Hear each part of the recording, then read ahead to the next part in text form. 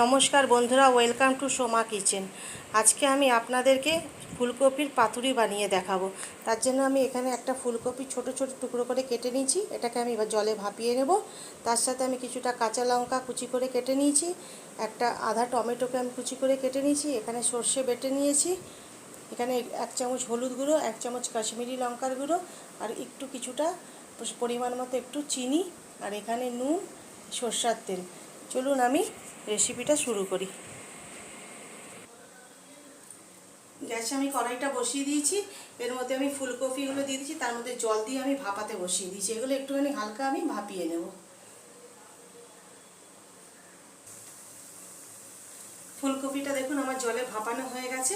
এবার আমি এটাকে নামিয়ে নেব।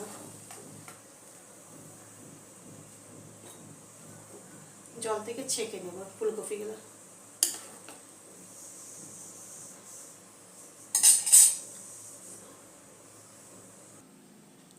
ফুলকপিটা দেখুন আমার ভাপানো হয়ে গেছে।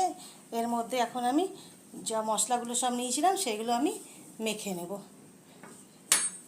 হলুদ গুঁড়োটা আমি এর মধ্যে দিয়ে দিলাম, কাশ্মীরি লঙ্কার গুঁড়োটাও দিয়ে দিলাম, চিনিটা নিয়েছিলাম চিনিটাও দিয়ে দিলাম, আমি লঙ্কা কুচিটাও এর মধ্যে অ্যাড করে দিচ্ছি, টমেটো কুচিটাও অ্যাড করে দিলাম। নুনটা আমি পরিমাণ মতো এখানে অ্যাড করে দেবো, আপনারা আপনাদের পরিমাণ মতো অ্যাড করে দেবেন।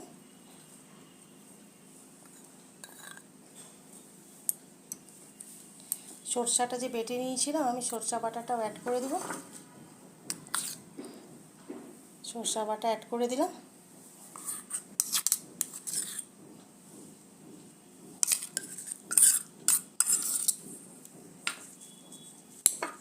এর মধ্যে আমি সরষার তেল দিয়ে দেব। এবারে সব একসাথে এগুলো ভালো মতো মেখে নেব।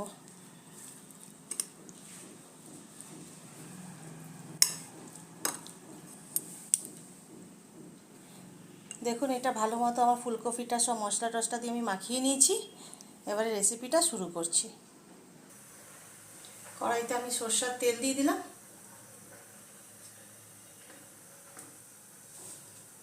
তেলটা একটু ভালোভাবে গরম করতে হবে। তেলটা আমার গরম হয়ে গেছে। তেলটাকে একটু কড়াইয়ের চারিদিকে এরকম করে একটু নাড়িয়ে নিতে হবে। এবারে আমি ফুলকপিগুলোকে এর মধ্যে দিয়ে দেব।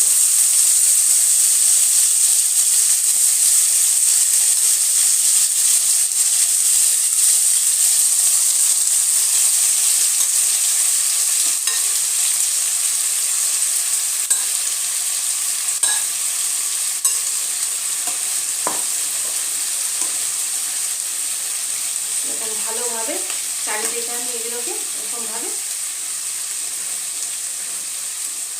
দিয়ে দেবো ফুলকপিগুলোকে। ফ্লেমটা আমি লো রাখবো।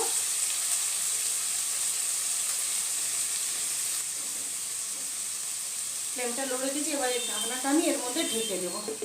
এখন একদম এটা লো ইয়েতেই বানাতে হবে। লো ফ্লেমেই এটাকে এই রেসিপিটা বানাতে হবে। এটা এখন আমি নাড়াবো না, এটা আমি এখন 10 মিনিটের জন্য ঢেকে দিলাম। এক সাইডটা আমার হয়ে যাবে পুরো, তারপরে আমি এটা উল্টাবো। ঢাকনাটা আমি সরিয়ে নিলাম।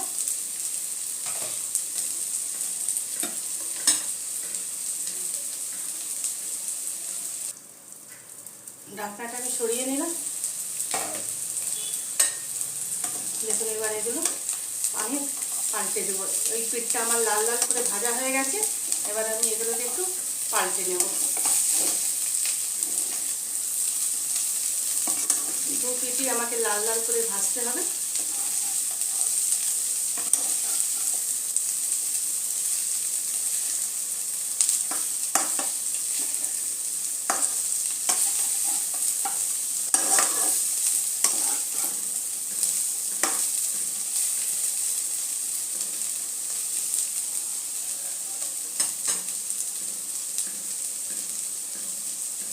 এখন আমি এটা একটু 5 মিনিটের জন্য ঢেকে দেবো। ফ্লেমটা লো রেখে ঢাকনাটা আমি সরিয়ে নিলাম। দেখুন আমার সুন্দরভাবে লাল লাল করে কপিটা ভাজা হয়ে গেছে, পাতুরিটা খুব সুন্দরভাবে হয়ে গেছে। এটা গরম গরম ভাতের সাথে এই পাতুরিটা মেখে খেতে খুব ভালো লাগবে। আপনারা একবার একদম সিম্পলভাবে বানানো এটা যায়, আপনারা একবার প্লিজ ট্রাই করবেন।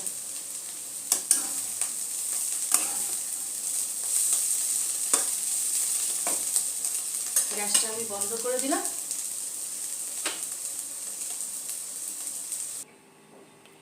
ফুলকপির পাতুরিটা দেখুন আমার রেডি হয়ে গেছে। এটা খুব সহজেই খুব অল্প সময়ের মধ্যে এই পাতুরিটা বানানো যায়। এই পাতুরিটা যদি আপনাদের ভালো লেগে থাকে তাহলে আপনারা লাইক করবেন, শেয়ার করবেন, সাবস্ক্রাইব করবেন। ধন্যবাদ।